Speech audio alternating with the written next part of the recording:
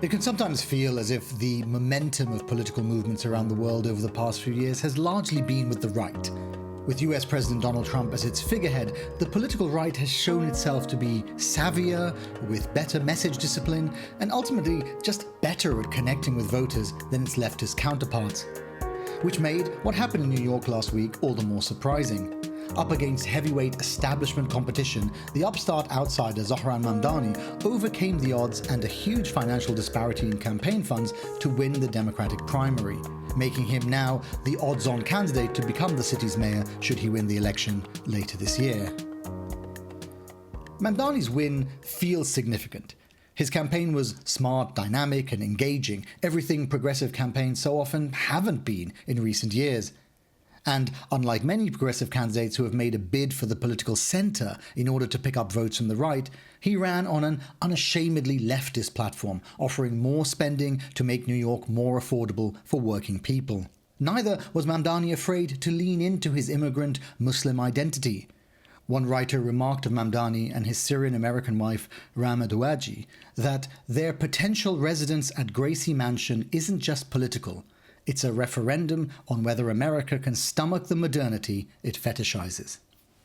I wanted to explore some of those ideas around what made Mamdani's win feel so significant, and whether this election is just a regional sideshow, or, conversely, whether it could have wider significance across the United States and outside of it. To discuss those questions, I asked onto the podcast New Lines' politics editor Danny Postel, the magazine's South Asia editor Surbhi Gupta, and Online Editor Christin El-Kholy. I'm Faisal Al Yafai. Welcome to this week's episode of The Lead.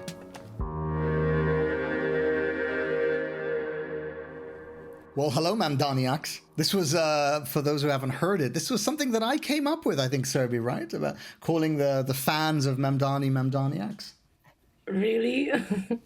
I think somebody else. Who do you think came up with it?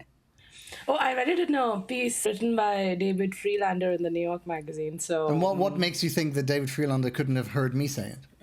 Are you in New York City? Everyone's a New Yorker this week. Exactly. Well, that's a good point, actually. Everyone does seem to be a New Yorker this week. And this is something, actually, that a lot of the team were really excited by Mamdani. I mean, this is coming in the week of so much news elsewhere in the world.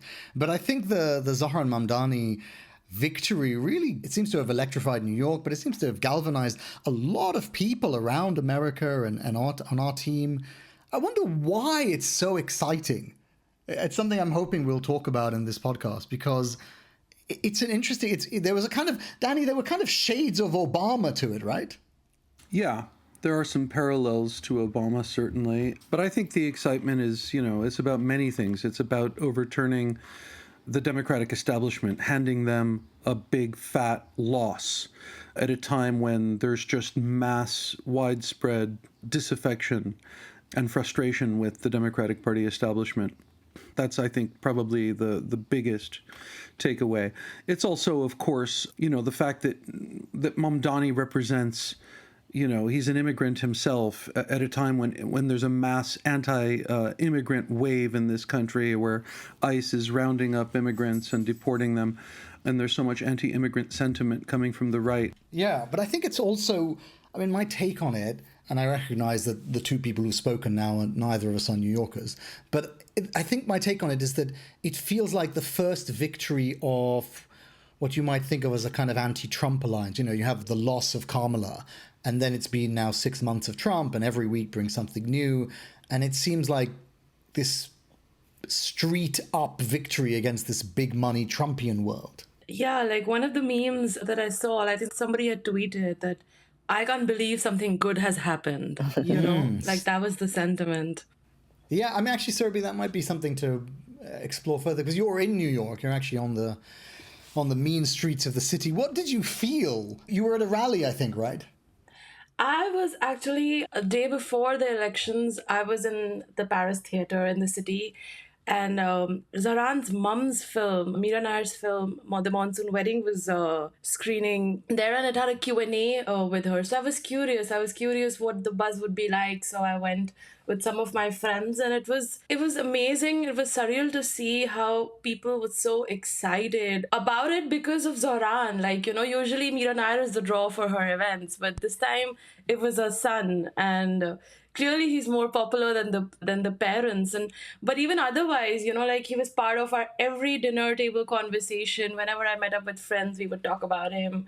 My text chains were blowing up because we just couldn't stop talking about him. So everywhere you went, there was only one person you were talking about in the city. Christine, too, you were in New York just before the election, and I think you were saying to me that you noticed there was a bit of an excitement in the air about Mamdani.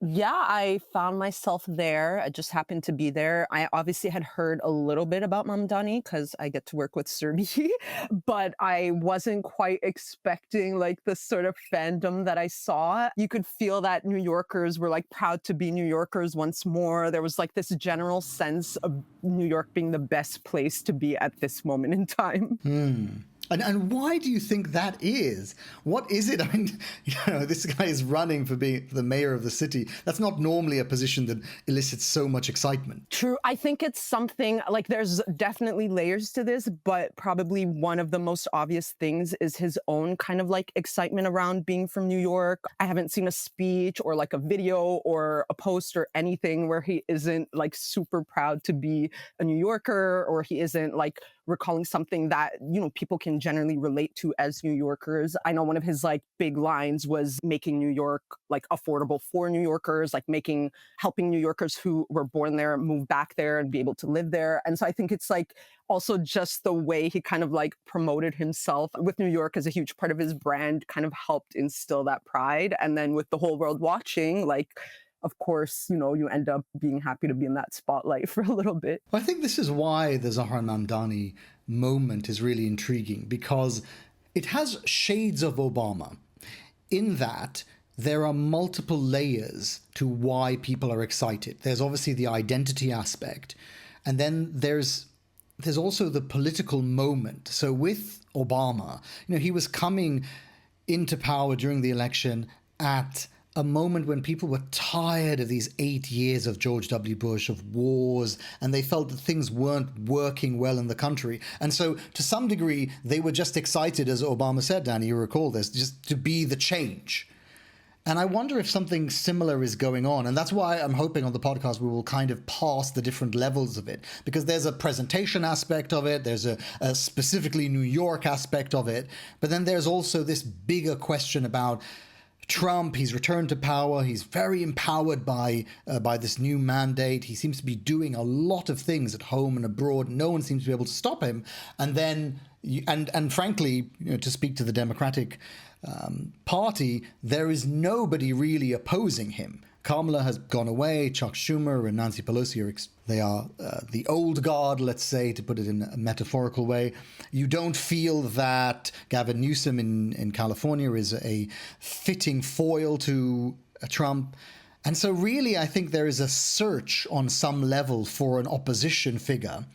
Not suggesting Mamdani is that figure, but I think a lot of people see in him someone who might stand up to Trump. A sentence, by the way, that he himself has used. Yes.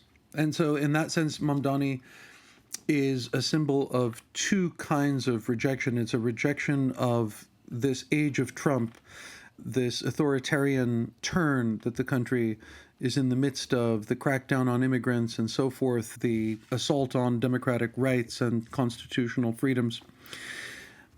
And at the same time, the Mamdani phenomenon is very much a negation of the Democratic Party establishment. Its real failure, not just since Trump's reelection in these few months since November, but really over the last several years. It feels like a repudiation of the Kamala campaign, actually.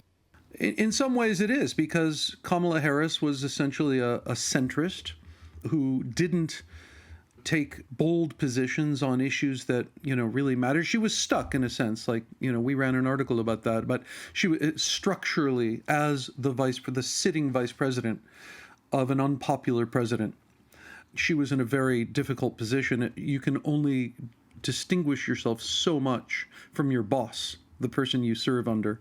But be that as it may, the fact is that, yes, I mean, there's the loss of the Democrats to Trump in 2024 has, there have been all sorts of recriminations, and there's a widespread feeling, correctly or not, that the problem was that the Democrats played it safe, ran an establishment candidate, and there's energy out there that has not been tapped, and Mamdani very much taps into that kind of oppositional, visionary, much bolder energy. And he also speaks in a way that Kamala Harris sounds like a politician. Mamdani sounds like, somebody with who speaks a different language of young people of color, immigrants. He has a different vibe. We'll come to the presentation aspect, but I want to keep going in on this because, I mean, I disagree about the idea that Kamala was hamstrung by her association with Biden. I think, there was plenty of time from her getting the nomination,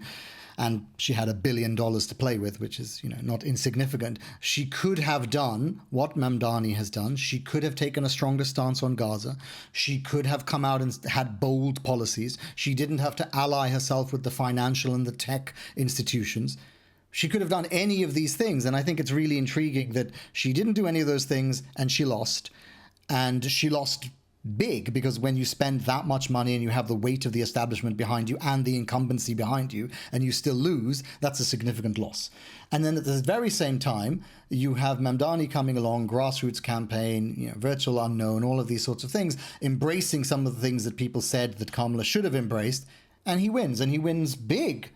He didn't win by a very small margin, he won by a significant margin, so much so that Cuomo immediately capitulated even before the count was finished. Chris, I see you nodding. I sort of agree with what you're saying about the Kamala Harris and all this blame being put on sort of the conditions around her, and if she had done this thing separately better, if she hadn't aligned herself, if she hadn't done this. But what you're saying is specifically how she ran her campaign, regardless of the party dynamics and who she was allied with and that sort of stuff. And when you present someone like Mamdani in comparison to that, who does give more different liberals who felt disillusioned and out of touch over the last few years, this realistic, feasible version of the Democratic Party, then yeah, it makes sense. I think I've not wanted to get too much into the policy aspect of it. Danny, I wonder how you feel about this, because you're a long-time observer of American politics and of policies in different American states and cities. The Mamdani policies, I feel, are the kinds of policies that when you hear them, they sound very exciting, and then immediately people always say, oh, but where's the money coming from? The reason that I'm kind of reluctant to get into the argument is, one, this long-standing issue I have that there always seems to be money for weapons and Ukraine and war, but there's no money to make buses free for poor people. So I kind of wanted to put that to one side and just say, well, look, let's give him a chance, let's see what he does, and then let's worry about the policies at that point. I didn't kind of want it to get too much into it, because there does seem to be a lot of excitement about the idea that he could actually genuinely make New York more livable.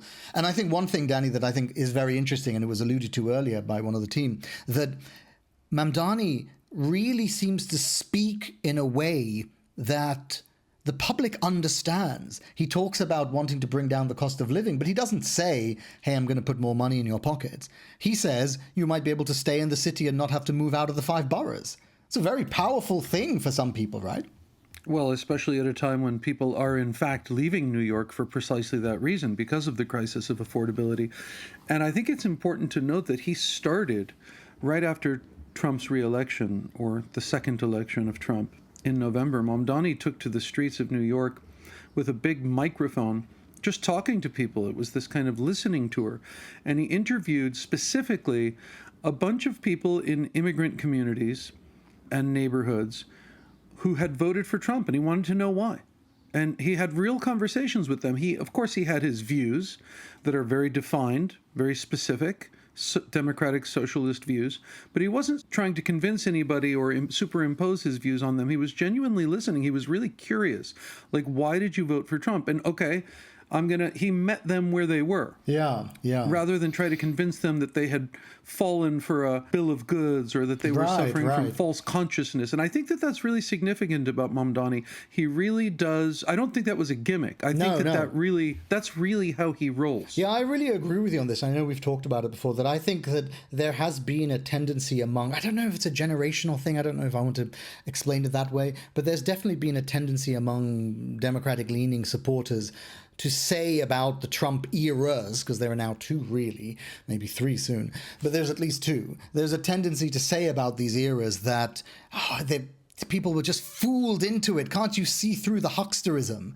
And I actually think that there's a lot of liberals, left-leaning people who say, we need to understand why, particularly New Yorkers. I mean, New York voted big for Trump. Very few places saw such a large swing in the vote towards Trump as New York itself. Yeah, and one thing I just want to note is that, of course, we're now in a time when Mamdani's positions on issues will be scrutinized even more than they were in the primary between now and the November general election. And this is a national story now. This is not just a New York story.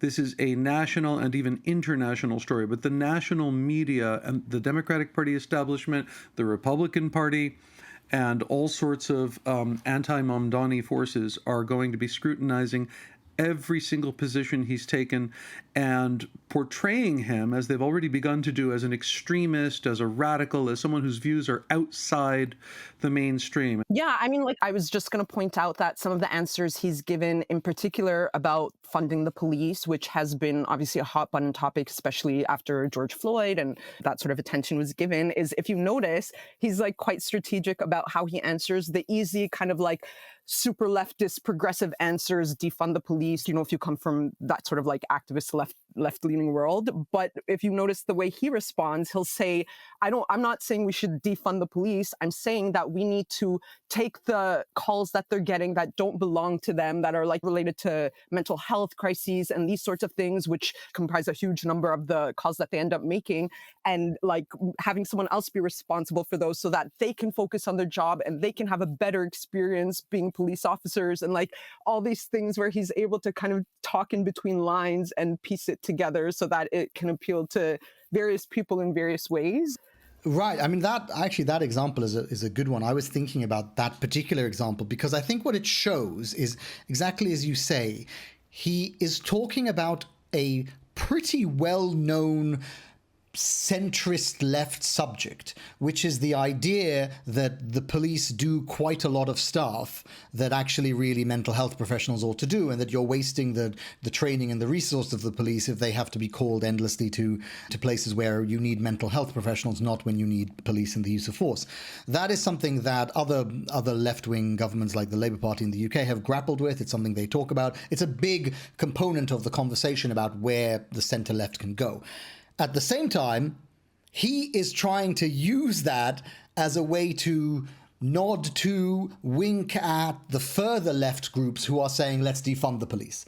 And I think that kind of, that third way is really interesting. So much of it is that he's just a really good communicator, but in a way that I think, in a very different way to the way Obama is. Let's talk about that, actually. It's worth discussing the presentation of the campaign. I think we should start, because we brought in Obama previously. We're going to talk about presentation. We should start with the Obama comparisons. You remember the poster of Obama by the artist Shepard Fairey? It's very, very similar, Surbhi, in the way that if you look at the posters and the iconography of Zohran Mamdani, he's really leaned into that Bollywood signage. Yeah, it's very colorful. It strikes out. You can spot a Zohran poster from a mile away, maybe. And everywhere you go, every cafe or store, they've put it on the storefront. If you look at his campaign, initially he kind of really did not lean into his South Asian identity a lot. It was only towards, I would say, the second half of it. And one of the first things he did was he made this really nice reel where he was speaking in Hindi, Urdu, and he used these very, popular references from the 70s Bollywood, which was like our peak socialist era in India. And he used like the mango lassi, this popular yogurt drink, to kind of explain ranked choice voting. Yeah, and he has other references to his Indian background. He was wearing the kurta. He spoke in... Did he speak in Urdu or in Hindi? It was a combination of both. Yeah, and he also spoke in Bangla. He's not a Bangla speaker, but he did. And, a lot of people on my Instagram, who were sharing the reel were saying that, oh, he speaks better Bangla than we do. But what was interesting and what stood out to me was that how he identified himself as a South Asian Muslim. I think this is like the first example that we have of someone from the diaspora in American politics who branded himself, marketed himself as that. With a very pan-South Asian identity. Usually, what we've seen is the diaspora, politics. It's very like based on nationalities, Indian, Pakistani, Bangladeshi. It draws heavily from politics back home. And so I feel like Zohran has kind of shaken up that space too. His distance from, his Indian roots were also kind of telling. Yeah, I actually, I don't want to dwell too much on this because I kind of want us to talk about it maybe in a future conversation. I know you and I and Danny have spoken about it, but maybe just a little reveal to the audience, like the end of an MCU film. It's really interesting the way that he comes from quite a distinct identity. Surbhi, you sent me a video of his mother talking about how she grew up post-partition. Like her father was Pakistani and spoke, I think she said he only spoke Urdu and Persian, but they found themselves on the other side of partition inside India. Yeah, so she's spoken about her family's history with the partition, that his father was from Lahore, he studied there. He moved from there. Her mom is from Amritsar. And Meera was in Pakistan earlier this year for a cultural festival she was invited to. She's been critical of the politics back home in India. But I think, Surbhi, the reason it's interesting, and again, just like a small reveal for a future conversation, is that it's a version of Indianness and South Asianness that in the 20 years of Modi, it feels like we haven't seen a lot of. It seems that there's been a narrowing of the South Asian identity into these kind of nation states. And she comes from a particular background, the pre-partition era, where there was an understanding that there was a lot of commonalities across that border. And then, of course, they have the Uganda experience. And now they have this kind of unique South Asian experience in New York, where they're not really part of we've struggled to define a term for it, but they're not really part of what we would think of as the upper echelons of the successful Indian Americans, the Sundar Pichais of the world. They're part of a different Indian American experience. Yeah, the thing is, we saw the rise of the Indian Americans as a political entity last year during the presidential elections. But the Indian diaspora is also divided and polarized. And it kind of also mirrors Indian society back home. But if you even look at the Indian diaspora, it's predominantly like Hindu, upper caste, well-to-do. There's a huge support for Narendra Modi in the Hindu nationalist politics. But yeah, they are very different. Like Zohran's parents are an interfaith couple, like a Hindu-Muslim couple, with something which is really like under the extreme ire of the Hindu right wing back home. They don't like Hindu-Muslim couples. Zohran is like a Muslim son of a Hindu mother, That's something, even if people don't say it out loud, it is a thought they have. That's a big thing for the South Asian community. Yeah, especially among the Indians. And also Meera has spoken about, like in interviews, that she's tries to steer clear from that lot, and they're very like now wealthy and flamboyant, so we're seeing a very different kind of one could say like an Indian diaspora where they're going kind of against what usually is going against the grain. Well, this has been, fascinating and very, very new linesy so far, because we've ranged widely across class and countries and different political lines. I think we should talk about the very obvious thing about Mamdani, which is he's a young, good-looking guy. What was the thing, Surbhi, about New York deserves a hot mayor? It's a group called Hot Girls for Zohran.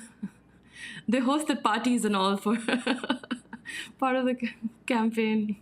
I think, we say it's a facile comparison, but actually, Trump made this point himself. He said something in a tweet about, he looks terrible. I can't do the accent. He looks terrible. But I wonder why I have my own views on why his appearance has become such a flashpoint, but Surbhi, I wonder if you can explain it as the resident New Yorker. Well, why is there this excitement about him being youthful and handsome? And I think, I feel like young voters of the city, I could say, also of the country, they're looking for a new leader, like a new face, perhaps like somebody they can really connect with.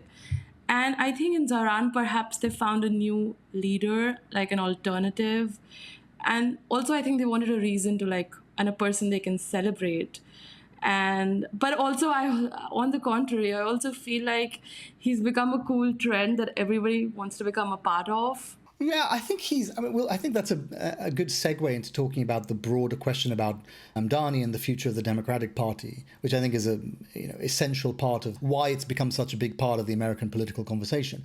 But before we get there, I think it's worth saying that he definitely seems like he likes New York. That was one of my favorite headlines about his victory. Somebody said, this is one of the articles was, this is the way for Democrats to win, because he demonstrates that actually he kind of likes being a New Yorker. He seems comfortable on the subway. He seems to enjoy commuting. He seems to enjoy being part of the city, the rough and tumble of a large city like New York. He actually seems to like it. But he is from New York. I think a lot is made that he grew up in Kampala and he moved here. But he moved here when he was 7 and he was raised in Morningside Heights, where Columbia University is. He went to Bronx Science, and he is from the city. He knows the city, so it's not odd to see him use the subway or know the popular haunts. I have a lot of common friends with him, and that's why I think he feels like one of us. He's also dated like us. Like, he met his wife on Hinge, and so it makes him very relatable. It makes him very relatable. And I think that when I said that he seems like a New Yorker, what I mean by that is that he seems like an ordinary New Yorker. One of the things that's interesting about the people who run New York is that in one way, New York is a city. It's just a city like any other city. In another sense, it is the capital of the superpower. And that's really intriguing that he doesn't look like some of these politicians like Cuomo with, they wear expensive suits and they have French cuffs and they seem very comfortable in that New York world of power and finance. Zohran seems like he's very comfortable in the world that most New Yorkers inhabit. Can I just be the only one to say, objectively, he's obviously not terrible looking. So Trump was wrong there. But yeah, to your point, I was just going to make the joke that New York mayors typically look like the kind of villainous character you would cast for a Gotham version of New York. And Rudy Giuliani. Yeah, Andrew Cuomo looks like you would cast him in a Marvel version of that role. I feel like he's somebody who comes across who's not faking it. He comes across as authentic, he's young, he's consuming the same culture that we all do. That's why I think his social media videos also land. He hasn't become a meme which mocks him kind of like Kamala did become. Her video of We Did It, Joe, it became something to mock her, because it came across that she's so performative and pretentious. And, and that's how I think Mamdani is not. They're memeable, but in different ways. In a people are celebrating him and But I suppose the issue about Mamdani, and there's been a lot of excitement about him, and I accept the excitement. I can see some of the interest in him. At the same time, when you talk about him being a meme-worthy politician, a young man, he doesn't have a lot of political experience. New York is not just a city of young people in their 30s and 20s. It's a city of people of all ages. And so I wonder sometimes if there is something to the question about, can he really govern a city the size of New York just based on the excitement of predominantly young people? Well, my answer to that would be, we'll see, assuming he wins in November, which I think he's very likely to do.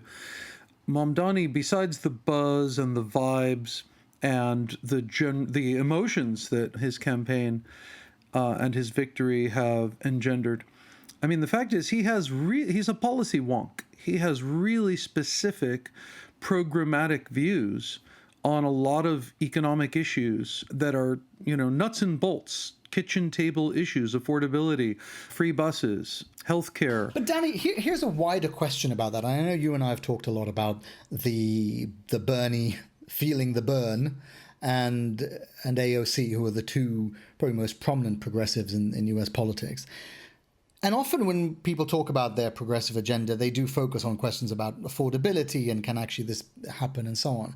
And I wonder if part of the reason why people have focused so much on Mamdani's appearance is because they feel that these policies, I don't know if they are achievable, but they're definitely popular. I mean, everything that he has put on his platform, you can imagine a wide variety of people ticking yes to. They may not vote for it, but they at least think that if it could be achieved, it would be a positive thing. Yeah, polls show that his positions on social safety net questions, on affordability, free childcare, free public transportation. But what I would say, Faisal, is that the views that Bernie and AOC and Zohran Mamdani are advocating on these economic and social safety net questions are views that are completely normal in most European countries, for example. I mean, these are not only views, but policies that are institutionalized in places like Denmark and Finland and Sweden and in many European countries. All of those countries, Danny, frankly, are not even the size of New York. Fair enough. But you have parties, major political parties that have held power and have many seats in parliaments of multiple European countries. Labour parties, social democratic parties, and other left parties that have these views. I mean, these views they might not win every election, but they are views that are completely part of the normal political mix in most multi-party democracies in Europe, for example. These are not extreme. They're not extreme. They might not be as popular at any given moment, and there's always a trading back and forth of power, but they're not outside the mainstream. And I think what Bernie and AOC and now Mamdani are doing is they're mainstreaming views that are not extreme, but are presented as extreme in an American context. Yes. The United States is an outlier. It's an outlier. In this sense. And so some of the things that are very much within the political Overton window of Western democracies, not just European countries, but Western democracies writ large, even their next door neighbors in Canada, are presented as being extreme because the people putting them forward often are portrayed in that way. So that leads us to the very obvious question about this Mamdani model and whether it might actually work outside New York. And this is something we've already seen it. I think we're recording this. Mamdani didn't even win 6 days ago. And already you have seen what are we going to call it? The fear, the anger, the pushback from the Democratic establishment to try to say that this isn't something that can be a model for the Democratic Party. Even though Mamdani himself, in his victory speech, explicitly said that he wanted to run New York as a model for the wider Democratic Party, where, quote, we fight for working people with no apology.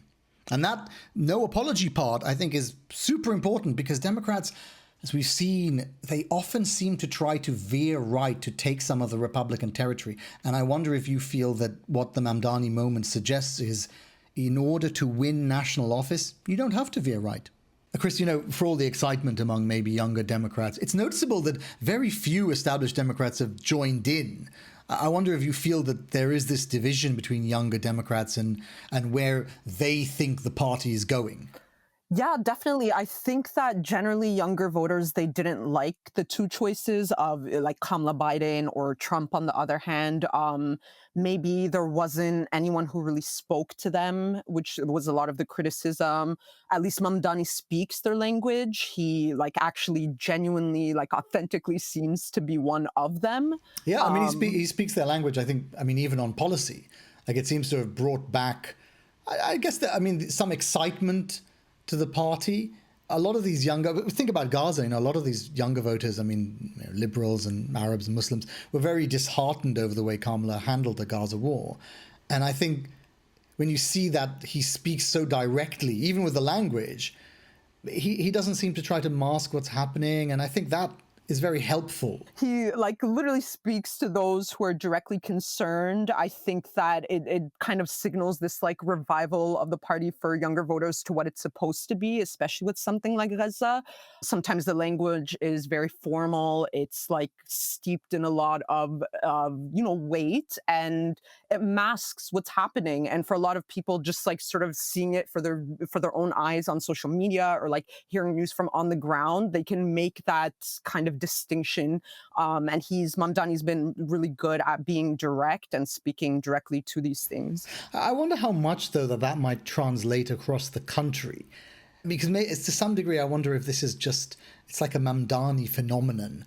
You know, he has a very particular way of speaking, and maybe that way of speaking works in New York. It works for younger voters in New York.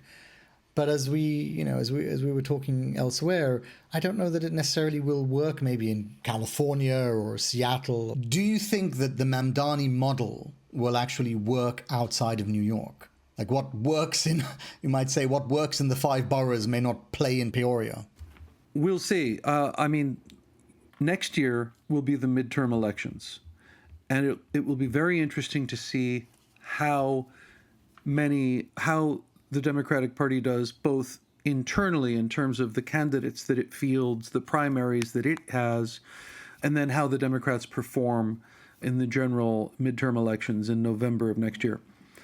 Will there be, in other words, candidates in states across the country that speak the kind of Mamdani language, that position themselves on the progressive end of the party, that challenge the Democratic Party establishment? That's the hope of many of Mamdani's supporters and the progressive wing of the party, right? That's the energy in the party right now, clearly. Now, it simply, there is no one size fits all. There are parts of the country where that's simply not going to work. There are areas of the country where, the numbers don't add up. The base is not as far left as it is in New York City or other big cities.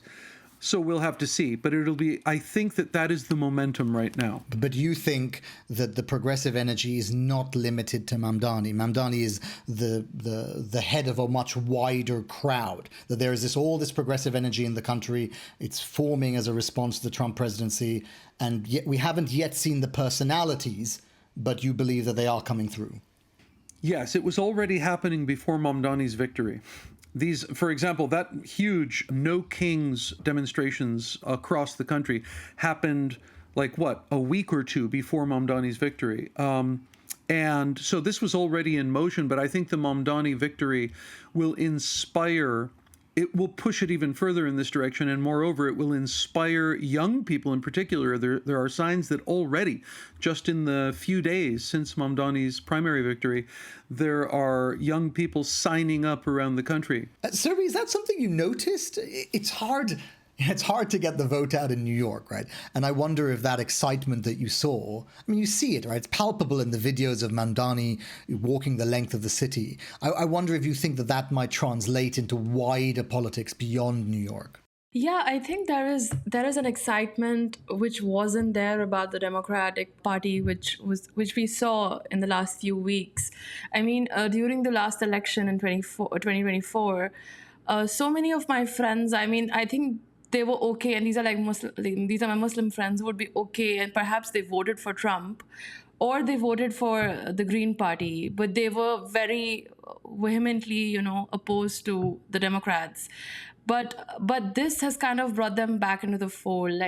And in general, I think because there was so much excitement about Mamdani, about getting people to vote, a lot of them registered as Democrats to, cast their ballot. There was a lot of excitement. I had friends who were canvassing for him, who were on the ground. So he's got people, into the political fold. I think those who were very perhaps disillusioned. Yeah. And, This was the question we asked Chris about the language, because I do think sometimes, of course, he's been very good on social media. And there is this Zohran social media phenomenon. And so to some degree, like with AOC, it's hard to replicate it because so much of it is to do with their personalities. But I wonder if just the very fact that so many people see it and get involved might make a difference nationally. Yeah, I think he's entered the feeds, social media feeds of people not only in New York, but across the country and also globally. He's entered our algorithms, and you could see that in this. And you could see it in his videos, like what clicks. This whole point about freezing the rent, he actually, in the thicker winters, went into the freezing waters in the ocean. Or, like, I think a lot of people were complaining that he moves his hands so much when he talks. So he made a video where he was like, okay, my hands are going to be in my pocket. So I don't know. Like, actually, a lot of people also speculated if his filmmaker mother had to do anything with it, but she said that it's all him. He has that sense. He has the pulse. So I don't know if that could be replicated elsewhere, but he's definitely like given us a playbook, like given people a playbook, like perhaps they can try to. Yeah. No, I really agree with that. That was one of the things I was excited by actually to talk about, that I think he's given I think the playbook politically, but also I think he's given a new visual online grammar. He's given a way of talking about politics in a way that you often don't see other people talk about. I think that was the part that I thought was most interesting. I said this to you, Chris, that there was he was inventing how politicians can speak to the public in a very casual way. I mean, he was talking about real things, like Surbhi says, freezing the rent and buses and so forth. But at the same time, he was making it very relevant. He was making it very fun, making it very direct. Mm-hmm. I wonder now, kind of to speak to the New Yorkness of it, it kind of makes me think of like how creative like I guess the predominant thing there that's missing from a lot of people is the creativity, like the originality meets the creativity. And you wonder if you like grow up with this filmmaker mom in like the creative artist hub of the Western world, at least, how that sort of informs him. So yeah, it's fun to think about it in that way and to imagine how other public figures can kind of like lean more into that. I was just reading a piece that was kind of pointing out the flaws in Cuomo's campaign. And it seemed that a lot of it just was like he just leaned on these traditional tropes. He largely ignored social media, but for a few and far in between videos that are like cheesy and cliche. And like, this generation, we find that cringy. And he like to speak to that a little bit more is like Mamdani would literally say, like, I want this to be a safe haven for artists again. I want to make New York the creative center of the world again. Like he spoke to that a lot. His wife is an illustrator, not to get too personal, but there is some element of creativity that is missing from no matter how inspirational other campaigns run. They don't have that creativity that I think was really leading the force behind his campaign. And so if Mamdani represents something much wider than himself, what do you think the next 6 months will look like for him? Because as you said earlier, he isn't the mayor of New York yet. He's only won the Democratic nomination. We now have 6 months until we actually have an election. And in those 6 months, I think you and I disagree about what will happen, but I think we can agree that the establishment that does not want a victory for a figure like Mamdani anywhere in the country is going to try to unseat him because, as you say, he is the tip of the progressive spear. And so if they can blunt it in New York, they might be able to blunt it elsewhere. Yes, and I would say there are two different sides to this national freakout or counterblast against Mamdani. One is from the MAGA movement. So there's this, I think of it as a kind of a new form of birtherism. Right? This idea that Mamdani, we have to deport him. He's not really American. He's a terrorist. He's an alien. He doesn't belong here. He shouldn't be here. So you're seeing already a lot of this, including President Trump, saying, yes, he should probably be deported. This is going to become a mainstream MAGA message that we're going to see over and over, calls for his deportation, his arrest, etc. There's that. And then there's the freak out, the much more, I think, practical freak out within the Democratic Party. Yeah, I feel like we've talked about the Democratic Party freak out. I want to talk about the MAGA freak out and about the lines of attack in the next 5 to 6 months. Because I think that aspect is super interesting. And it's also something for the audience that I think you and I disagree about. Because when I think about what will happen, first of all, I mean, the prediction incoming, I am not convinced that he will win in November. I believe that the attacks will be so strong against him that eventually just this relentless nature of the attacks will eventually mean that somebody else pips him to the post come November. That isn't your belief, I believe. I think if there were a more viable alternative to Mamdani in November, your prediction might have teeth. But the problem is that the Republican candidate who will face off against Mamdani in November is a complete clown and has zero chance of winning.